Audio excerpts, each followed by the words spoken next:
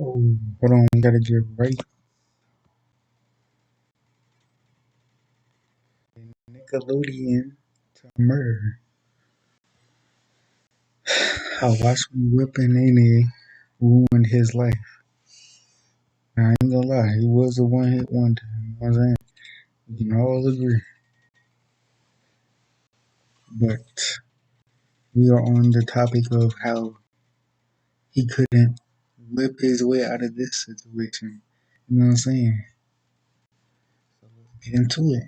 We're not finna play. Well, I put it on mute right now because the first thing I heard was whipping Nene. So no copyright.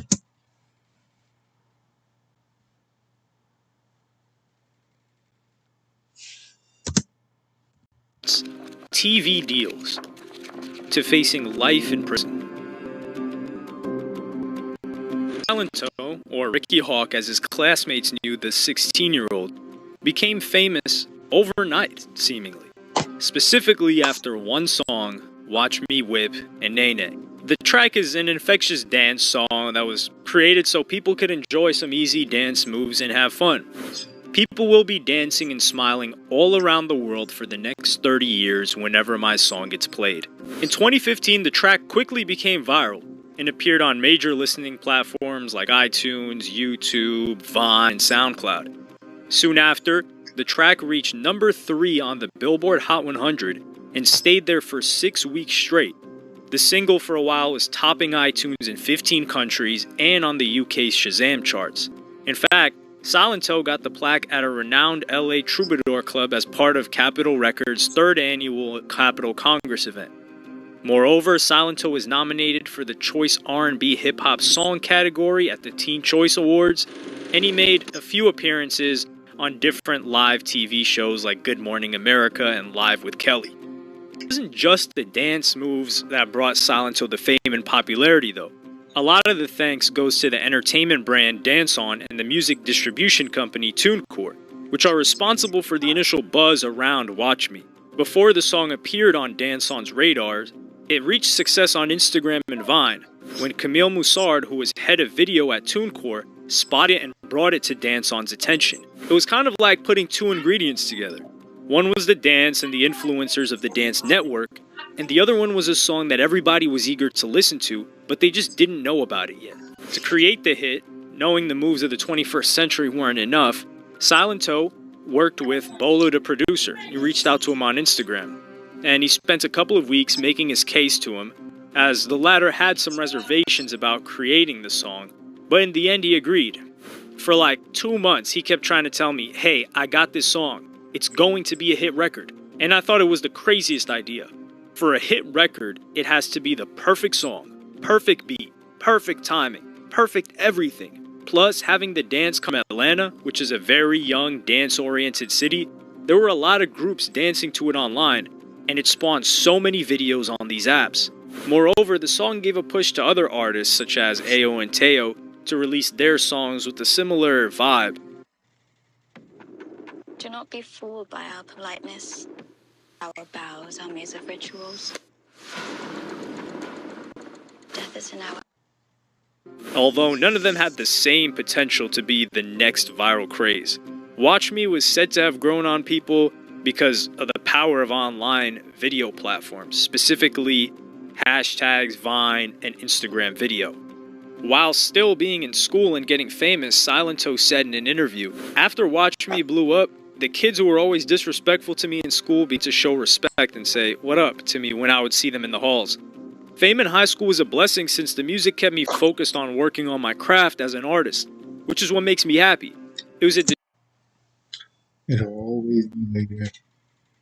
The people that hated me in high school will always be like, I'm trying to be like him. I'm trying to be like him. He's getting money. He's doing this. He's doing that. No, niggas is doing the things that y'all niggas didn't think of doing when I was in school. Like one of niggas in school doing reaction videos like me. I've been doing this shit since high school, freshman year of high school. I graduated in 2020.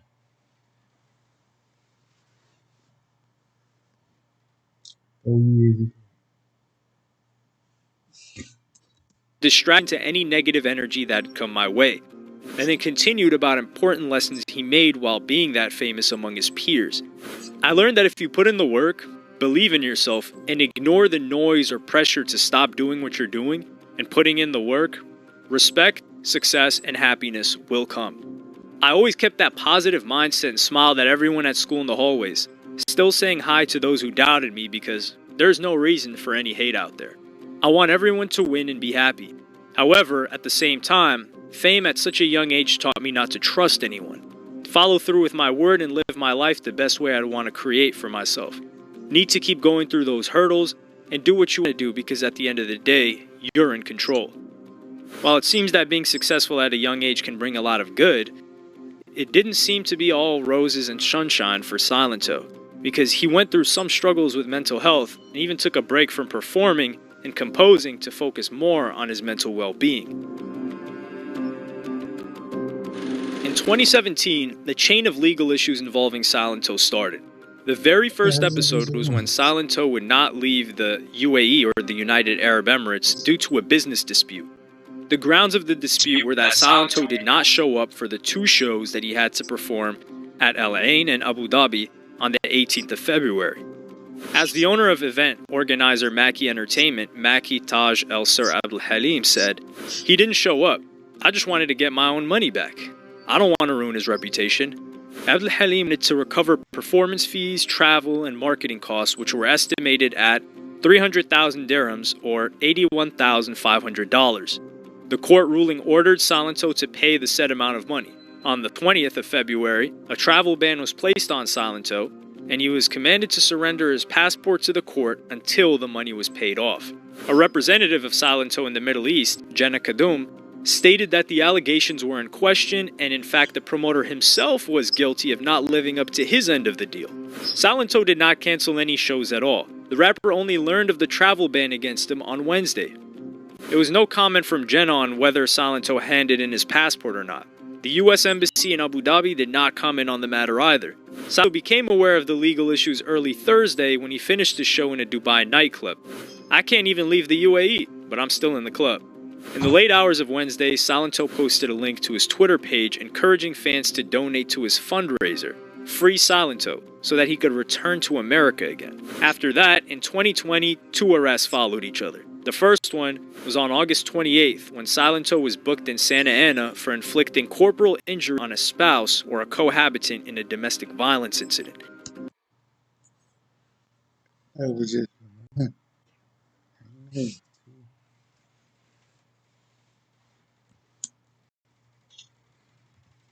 The first one was on August 28th when Silento was booked in Santa Ana for inflicting corporal injury on a spouse or a cohabitant in a domestic violence incident.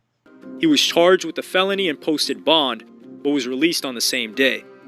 After that, things got a bit weird because the internet, specifically Twitter, suggested that Silento's girlfriend allegedly leaked very private photos of Silento's behind that many users found disturbing. Supposedly, after that incident, the very next day, Silento was wandering the streets wielding a hatchet, and he walked into a random home looking for his girlfriend. This nigga crazy, see.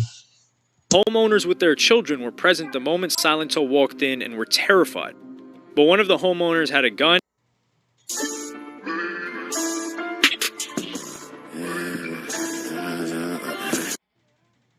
and was able to stop Silento. Luckily, nobody was harmed.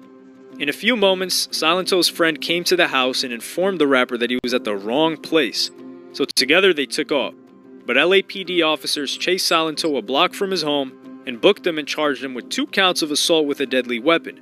He was taken into custody and posted bail of $105,000. In 2 months, Silento was arrested again, but this time it was for speeding in DeKalb County, Georgia. He was Nigga cannot stop getting arrested. pulled over by a police officer at 3 a.m. for driving at 143 miles per hour. From his white BMW, Silento insisted that he didn't break any laws, and stated that, firstly, he was driving at such a speed because he didn't want to be chased by fans. And second, if there are like 10 cars following me, I can do 143 because I'm not a regular person. and you could go and look on your computer, and it would tell you that. But Silento was arrested again and held at DeKalb County, where he was informed of several charges and was later released on bond. The charges included speeding, reckless driving, failure to maintain the lane, and improper stopping. It was January 21st when police officers responded to the call in the residential area in DeKalb County, Georgia. The witness said something about hearing gunshots. When the police arrived at the scene, they found Frederick Roots bleeding on the street from being shot in the face and the leg. In no time, he was pronounced dead at 3 a.m. Detectives who arrived at the scene gathered security videos from the homes in the neighborhood, which showed several cars that were quickly driving away from the crime scene. Also, those videos captured at least one gunshot. Near the body, detectives found 8 bullet casings. At that moment, it wasn't clear who was the main suspect and what was the motive of the crime. But soon after, police determined that Silento was a suspect and probably committed the crime. It remained unclear how police found out that it was Silento. On the police department's Twitter page appeared an announcement. On January 21st, the DeKalb County Police Department investigated Rook's death after he was found shot on Deep Shoals Circle. Hawk is in DeKalb County Jail charged with murder. After Silento was arrested,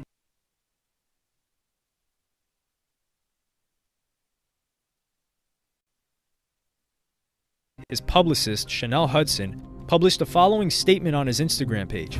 "Please send my client Silento some positive vibration. Over the past several years, Ricky has been suffering immensely from a series of mental health illnesses. We will continue in his efforts of treatment, but we ask in the meantime that the public uplift him and his family in immediate prayer and positive energy. Ricky's a beautiful soul, and we hope that the same people who came up whipping and nay-naying with him continue to support him and be lifted in prayer. God bless." In the post description, she expressed her hopes that this situation would pass, as well as all previous ones. Chanel Hudson asserted that she had a very close relationship with client Ricky. She said that she was well aware of his mental health issues, specifically his struggles with anxiety and depression. But to her dissatisfaction, Silento was not consistent about getting better and resolving those problems. Chanel said that she believed that the case against her client was based on some shaky evidence, and she stated that the justice system would decide Silento's fate. No matter what his charges are, he's a human being, and it doesn't cost anything to pray for him and his family or send him positive vibrations. I hope people continue to have a little empathy. Hudson added at the time, former legal guardians and Ricky's attorney were assembling his criminal defense team, and the lawyer was constantly in touch with Silento in jail. Moreover, Chanel Hudson explained that in the last couple of years in touch with Silento in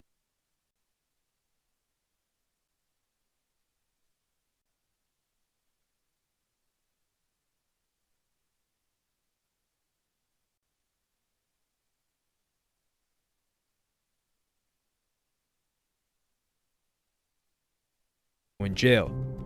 Moreover, Chanel Hudson explained that in the last couple of years, presumably from the appearance of the first legal problem, she was trying to humanize Silento. She said that in May of 2019, she booked him on the daytime talk show The Doctors, where Silento got the chance to talk extensively about having mental issues. That wasn't a situation where he just showed up and sat down for 30 minutes. He did a psychological evaluation ahead of time. It was a 4 or 5 day process. While being on the show, Silento explained that he was already born with marijuana, cocaine, and heroin in his system.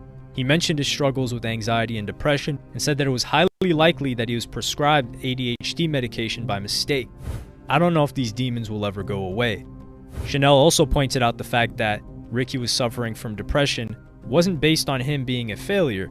Quite the opposite, Silento was traveling around the globe, frequently performing, and making constant appearances on various children's television shows and programs.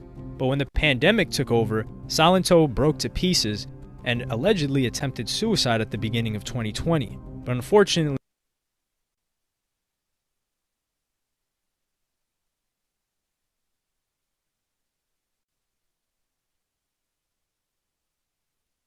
nobody was really paying too much attention to what was happening to him. And after that suicide attempt, Silento showed some signs of destructive behavior and was arrested 3 times, each one getting more attention than the last. Despite that, bond on the current case was denied. Nell Hudson stated that she planned to continue supporting Ricky because he supported her as well when she needed that. "I will not turn my back on him. I bet in some way, shape, or form, he's writing about his experience." On February 1st, Silento was charged with malice murder and felony murder. In a few months, Silento was booked into an Illinois jail. Was charged with